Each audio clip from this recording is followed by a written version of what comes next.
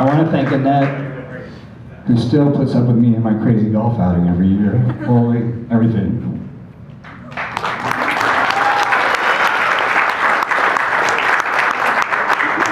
Okay. 21 years ago, came home from getting a haircut and took a nap, like I like to do when I get my haircut. I don't know why, it's a habit.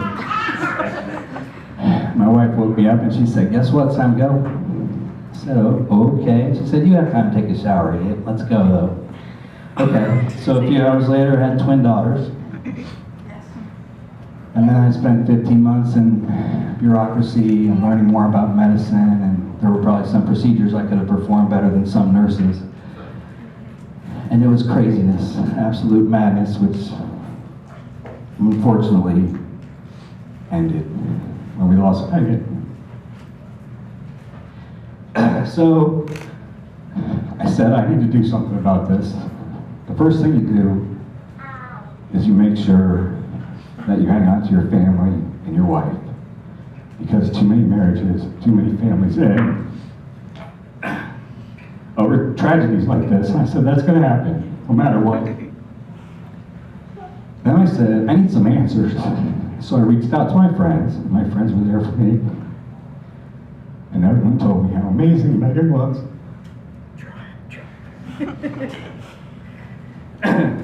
And then I said, I need a way to remember this little girl. So I'm going to have a golf tournament every year. And all my friends came and supported, and they brought new friends and grandparents and grandkids and more kids. And that went on for about 9 years. And then, hello? In 2003 was our 9th year, and it had become quite a party. And for me, in 2003, it was a little bit too much of a party. Let's just say when you break out the karaoke at 2 a.m., that's a bad idea. So I knew I needed to do something different. In August of 2003, I went to plan a golf outing, honoring someone else who we lost way too early, Ron Cooper. And my friend Lauren took me. And we looked around, and I wasn't familiar with it. It was my first golf outing ever. A lot of what we see every year now, I had seen then. Silent auctions and raffle prizes and pictures. And I said, Lauren, I want to do something like this for our 10th year. And Lauren said, well, why aren't you doing something like this every year? Now, I don't know how many of you know Lauren, but if you do me a favor and stand up,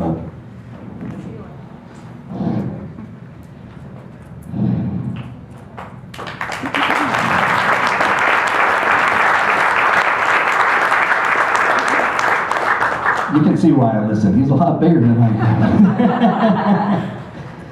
So Lauren and I got together and we talked, and he said, is this something you just want to do for the 10th year? Is this something you want to do all the time? And what do you want to do? And I said, I think this is something we need to do all the time. And he said, well, what do you want to do? What does MJB do? And I said, well, the one thing I remember was that we had some crazy good insurance.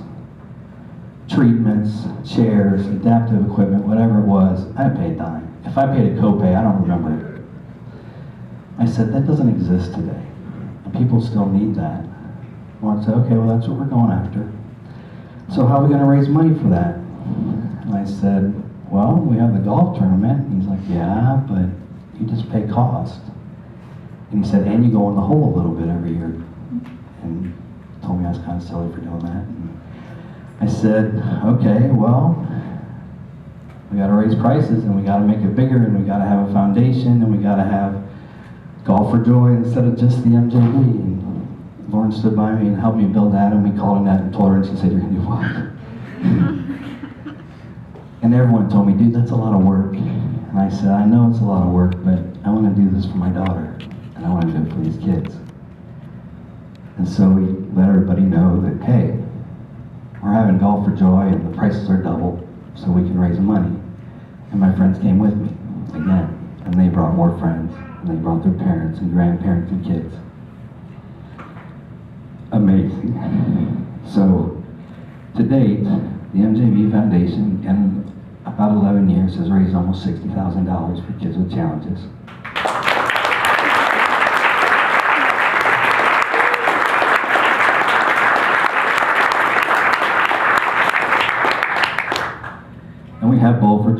Cause for Joy, and we added Sing for Joy last year. That's a really cool event where you just go to a coffee shop in Westerville and listen to some great music. One of our people that we donated to actually wanted to give back, and she said, I play the sax and the flute, and I got this trio, and we're going to play.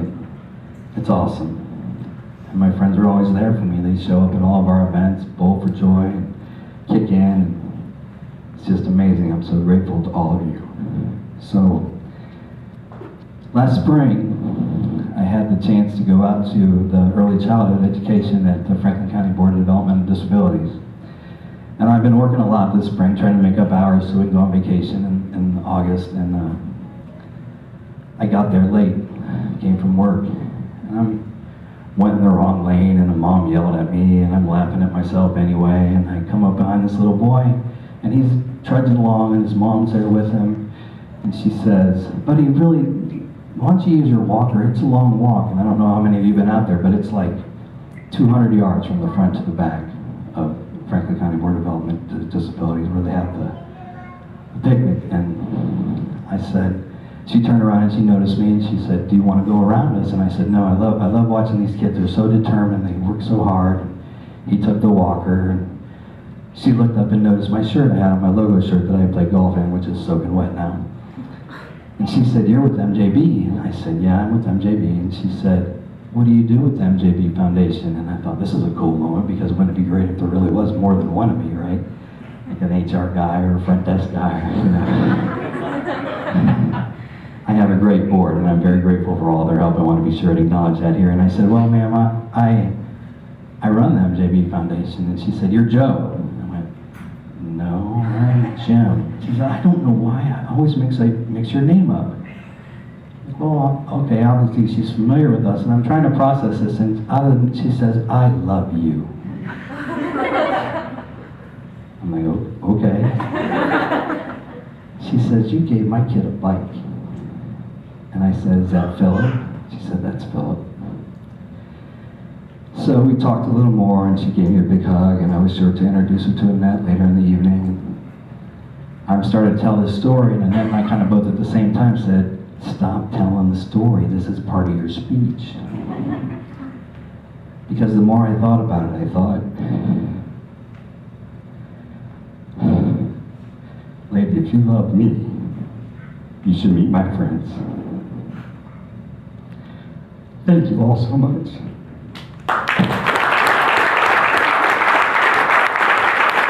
Thank you.